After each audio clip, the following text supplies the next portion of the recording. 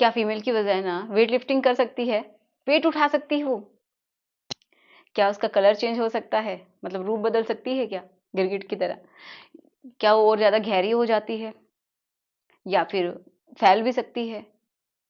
क्या वो उसके अंदर एसिड होता है?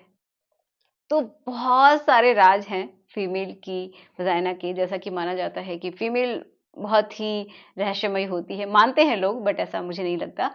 लेकिन इसी तरीके से जो फीमेल की जो वजाइना है, उसके भी बहुत सारे राज हैं जो कि लोग जानना चाहते हैं और एक सही सोर्स उनको नहीं मिलता समझने का कि कैसे हम जानें। तो आज की वीडियो में कुछ इसी तरीके के राज मैं आप लोगों के सामने सही तरीके से खोलने वाली हूँ।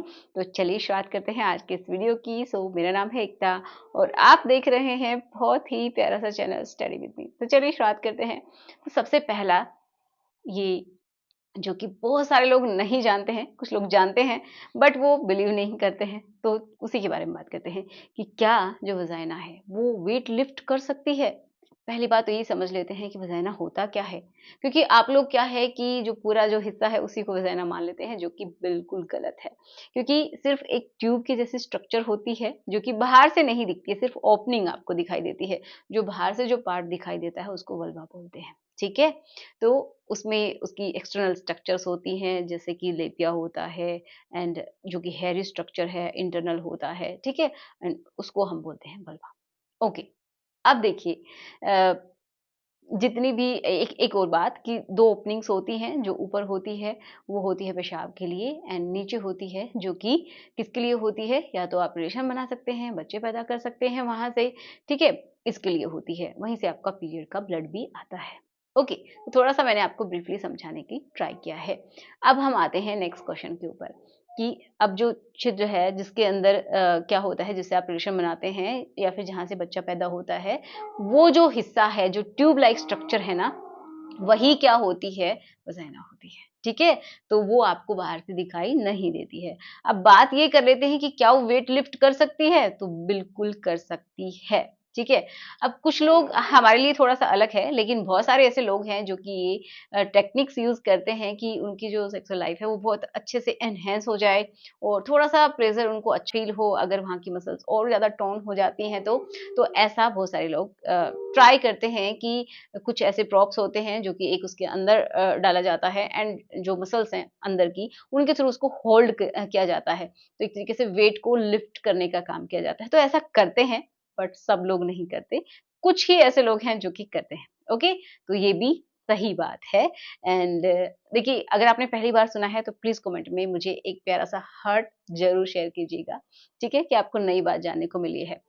नेक्स्ट क्या है कि क्या जो फीमेल की वजाइना है वो फैल सकती है, मतलब अंदर भी और चौड़ाई में भी, तो ये भी बिल्कुल सही बात है कि जो फीमेल की जो वजाइना है वो फैल सकती है। जब भी उसका रिलेशन बनाने का मन होता है तब फैलती है, दूसरा जब बच्चा पैदा होता है तब भी वो फैल जाती है। देखिए, वो बहुत ही उसके अंदर इलास्टिक होती है, ठीक है, फैलने की क्षमता होती है उसके अंदर, क्योंकि वहाँ पे मसल्स होती हैं, तो अच्छे से क्या हो जाती है, वो जब भी आप रिलेशन बनाते हैं तो भी उस प्रोसेस को ईज़ी करने के लिए, आसान करने के लिए, तो वो क्या हो जाती है, उसकी गहराई बढ़ जाती है एंड थोड़ा-सा वो फैल भी जाती है ताकि आसान ये प्रोसेस हो सके। ठीक है? नेक्स्ट क्या है कि क्या उम्र के साथ-साथ भी फीमेल की वजाइना चेंज हो जाती है? तो देखिए, शुरुआत में जब कोई भी फीमेल जब वो यंग है तो उस समय क्या होता है कि उसकी पूरी बॉडी आप देखते हैं तो इलास्टिसिटी बहुत अच्छी होती है, हमारी स्किन की इलास्टिसिटी बहुत अच्छी होती है। लेकिन जैसे-जैसे हमारी उम्र बढ़ती है, तो क्या होता है, जो एस्ट्रोजन हार्मोन होता है फीमेल्स का, वो धीरे-धीरे कम होने लग जाता है, ठीक है? और जब फीमेल्स मेनोपॉज़ की तरफ पहुँचती हैं, तो उस समय भी क्या हो जाता है कि ये जो हार्मोन है ये बनना बंद हो जाता है, बहुत ही कम हो जाता है, क्योंकि जो ओवरीज़ होती हैं, वो प्रॉपर तरीके से उस समय काम नहीं करती। मेनोपॉज़ मतलब जब पीरियड्स बंद हो जाते हैं। तो ये समझिए कि जब पीरियड्स अ, अच्छे से चल रहे हैं, तो उस समय जो फीमेल की जो वजाइना की इलास्टिसिटी है, वो भी बहुत अच्छी रहती है, एक फर्मनेस रहती है उसके अंदर, वहाँ का सरफेस एरिया बहुत अच्छा रहता है। लेकिन जैसे-जैसे उम्र बढ़ती है, तो वहाँ का सरफेस एरिया कम हो जाता है, फर्मनेस खत्म होती चली जाती है एंड वहाँ की जो मसल्स हैं, वो भी थोड़ी-सी झूल जाती हैं, ऐसा होता है।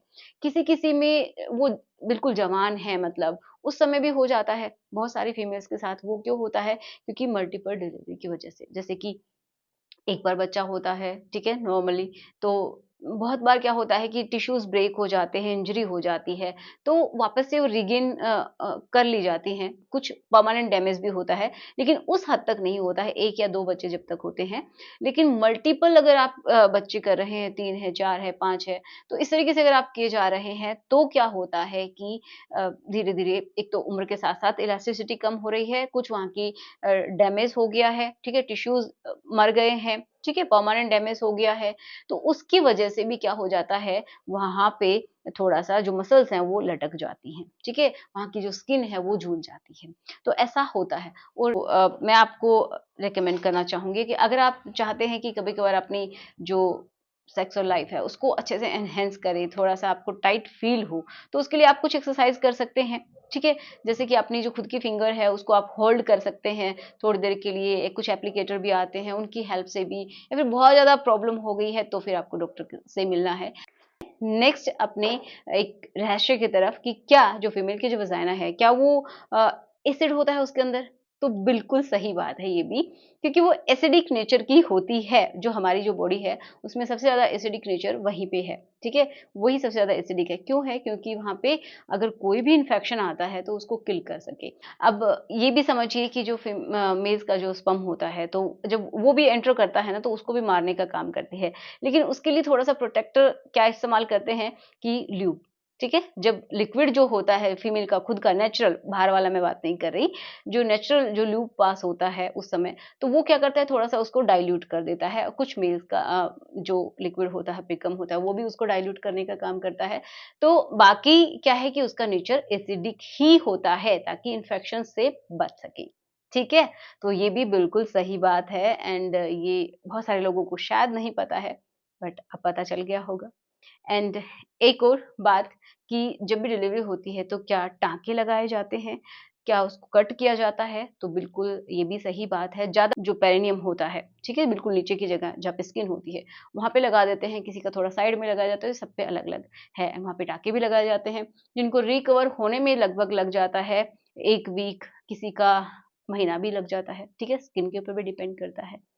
एक और रहस्य जो कि बहुत सारे लोग पूछना चाहते हैं कि क्या उनका कलर चेंज हो जाता है? क्या वहाँ पे स्वेलिंग आ जाती है? तो ये भी बिल्कुल सही बात है कि जब भी आपका मन होता है रेशम बनाने का, तो उस समय क्या होता है कि ब्लड फ्लो बहुत अच्छे से होता है उन ऑर्गन की तरफ, तो वहाँ पे थोड़ा-सा ऐसा दिखेगा कि उनका कलर चेंज हो गया है, ठीक है? उनका चेंज हो जाता है, जो फीमेल के निप्पल होते हैं, वहाँ पे भी उनका जो साइड का एरिया होता है, एरियोला बोलते हैं जिसको, उसका कलर भी चेंज हो जाता है, डार्क हो जाता है। तो ये समझिए कि ये गिरगिट की तरह रंग बदलती है बट उतना भी नहीं बट थोड़ा बहुत फ़र्क ज़रूर पड़ता है एंड थोड़ा-सा फूल भी जाता है वहाँ का हिस्सा, ये भी बिल्कुल सच है, ठीक है? थोड़ी-सी स्वेलिंग वहाँ पे दिखाई देती है लेकिन वो बिल्कुल नेचुरल है, ब्लड फ्लो हो रहा है, इसका मतलब ये पॉज़िटिव साइन है कि आपके जो पार्ट हैं वो हेल्दी हैं, प्रॉपर तरीके से काम कर रहे हैं, ठीक है? ये एक और क्वेश्चन कि क्या जो यहाँ का जो हिस्सा होता है प्राइवेट, वहाँ का कलर अलग होता है? बॉडी पार्ट्स के अलावा, तो ये भी बिल्कुल नेचुरल है एंड ऐसा होता है, ठीक है? जो हमारा जो प्राइवेट हिस्से होते हैं, वो हमारी जो नॉर्मल बॉडी है, उसके कंपैरिज़न में 1 टोन या फिर 2 टोन उनका क्या होता है शेड थोड़ा डार्क होता है। किसी-किसी में अगर बहुत ज़्यादा डार्क हो रहा है, तो या तो उनके हार्मोनल प्रॉब्लम है, ठीक है? या फिर वो जो फीमेल्स होती है, जो प्रेग्नेंट होती है, उस समय भी हो जाता है, ठीक है? तो ये ऐसा होता है। ओके, तो ये बिल्कुल नॉर्मल है लेकिन अचानक से ही बहुत ज़्यादा चेंज हो गया है कलर तो आपको डॉक्टर से मिलना चाहिए।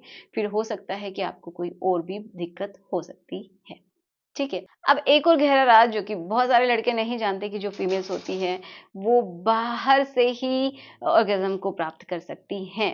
80% फीमेल्स ऐसी ही होती हैं।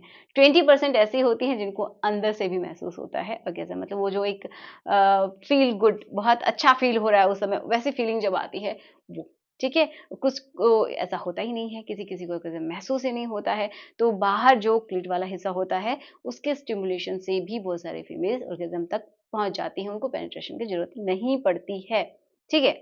वो एडिशनल है अगर वो ऐसा पेनिट्रेशन भी करती हैं तो, बट उनको बाहर से फुल सैटिस्फैक्शन मिल जाती है। तो ये भी बहुत सारे लोगों को नहीं पता है मेल्स को कि उनको लगता है कि बस मेल का साइज़ ज़्यादा होना चाहिए तभी उसको सैटिस्फैक्शन होगा, ये सब बकवास है, ठीक है? ऐसा कुछ भी नहीं है। एक और बहुत ही गहरी बात कि जो फीमेल का जो सबसे सेंसिटिव हिस्सा होता है वजाइना का, वो कितना होता है, तो वो लगभग होता है 2.5 इंचेस से लेके 3 तक, बस। उससे ज़्यादा अगर आप चाहते हैं कि आप पेनिट्रेट करें, तो वो प्रॉब्लम भी हो सकती है बहुत सारी फीमेल्स के लिए, ठीक है? क्योंकि वहीं पे सबसे ज़्यादा नर्व एंडिंग्स होती हैं, क्योंकि उसके ऊपर ही क्या है, क्लीट बैठा हुआ है, उसके दोनों पैर ऐसे फैले हुए हैं अंदर की साइड में, हमें दिखाई नहीं देते हैं, ठीक है? तो वो वाला ही हिस्सा सबसे ज़्यादा सेंसिटिव होता है और उतना ही बस उनको चाहिए। तो आशा करते हैं कि आपको समझ में आया होगा, वीडियो आपको पसंद आया होगा। अगर आपको अच्छा लगा है तो जल्दी से लाइक कर दीजिए और जिसके पास आप चाहते हैं शेयर करना तो कर दीजिएगा। तो मिलते हैं नेक्स्ट वीडियो में। Thanks for watching, goodbye. बहुत सारा ख्याल रखना है, पॉजिटिव रहना है।